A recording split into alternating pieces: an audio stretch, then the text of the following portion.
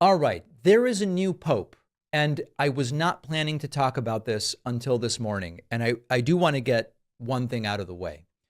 I don't really cover papal elections or talk much about the Catholic Church. I'm certainly not a Catholic. I don't care who wears the big hat, for lack of a better term. I don't follow the Vatican like it's the Oscars. But there is a MAGA meltdown happening over the new pope that is a different story. It's sort of a tangential story. And it is. The Vatican has thrown MAGA supporters into a frenzy. With the election of the first American Pope, Cardinal Robert Prevost, as Pope Leo XIV, the right wing is in a state of chaos. Why? Because this Pope dares to embrace compassion and human dignity, values that MAGA members reject. Let's dive deep into this explosive reaction and uncover the manipulative tactics at play. Is utterly fascinating because it says so much about MAGA, and it undercuts the idea that religion is even important to them. It's, as with all of these principles, it's important to the extent that it's convenient. And because some in the MAGA space have now identified the new pope as maybe holding left-wing values, despite being a registered Republican by what we've been able to find, they are not pleased. So let's go through what happened. The Catholic Church has selected its first ever American pope. Cardinal Robert Prevost has been designated Pope Leo XIV. Good for him. Prevost is a Chicago-born priest who believes in things like compassion and human dignity and not treating immigrants like disease vectors, much like the recently deceased Argentinian Pope, Pope Francis. And MAGA doesn't like this. MAGA had an absolute total meltdown. This meltdown is a clear signal of systemic manipulation. The MAGA base, threatened by the Pope's progressive stance on immigration and human rights, reveals how their allegiance to power supersedes genuine Christian values. They fear a loss of control, and in their panic, they lash out at a figure who embodies moral clarity. And the moment that the white smoke rose from the little chimney, the right-wing fever swamp kicked immediately into overdrive. They started digging through Pope Leo's old tweets like he was applying for a job at PragerU, and they didn't like what they found. They found posts with sympathy for George Floyd. They found posts critical of the now Vice President J.D. Vance. They found posts that, brace yourself, sound suspiciously like actual Christian ethics. And they didn't like it. Now, before being selected, Stephen Bannon was on with Piers Morgan, and he said, I would be very worried if Robert Prevost ends up becoming Pope. Bannon warned about this. There's never been an American-born Pope. Is this the moment? I do think one of the dark horses, and I think, unfortunately, he's one of the most progressive, is Cardinal Prevost. I don't think he's getting enough play. He is certainly on the short list as being, and I think it's pretty shocking given how the contempt they hold the American church. The American church gives so much money, they're afraid it has too much power. So they've never really wanted to have an American pope. But my understanding is Prevost is one of the ones closest to Francis ideologically. He's also had tremendous experience in Latin America. And so he's one of the ones on the short list.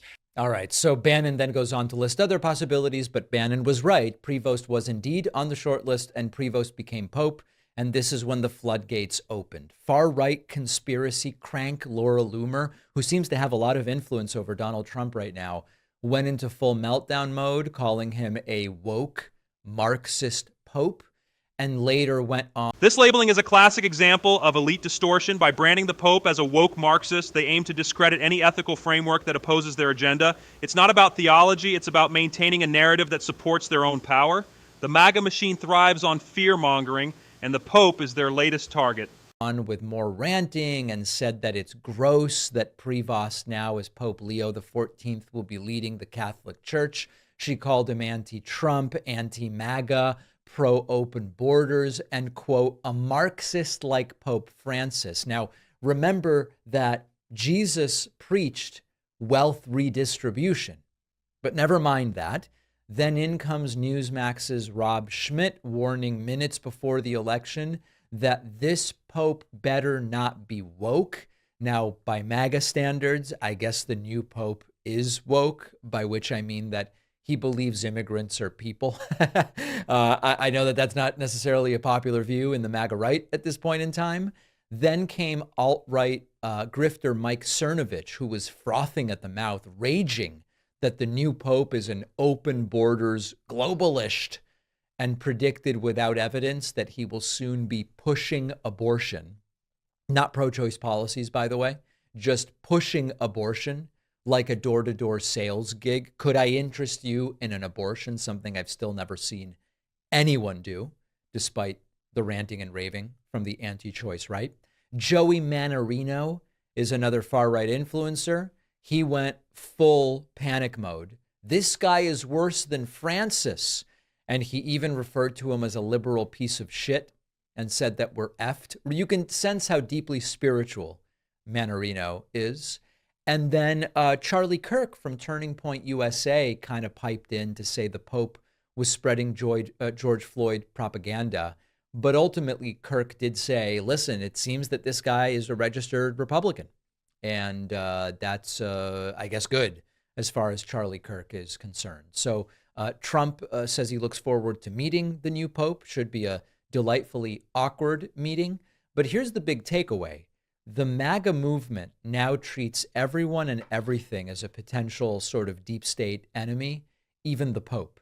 And it's not over some major, theological disagreement, but because the Pope has shown some moral clarity on issues like immigration and police violence, and even the cruelty of Donald Trump's administration. This is the MAGA mind virus in action. The Pope says, love thy neighbor. They say, that's Marxism. The Pope says, don't vilify immigrants. Well, that's globalism and it's open borders. The Pope says George Floyd's death was a tragedy. They say that's woke propaganda. If he doesn't praise J.D. Vance, then he's betraying people.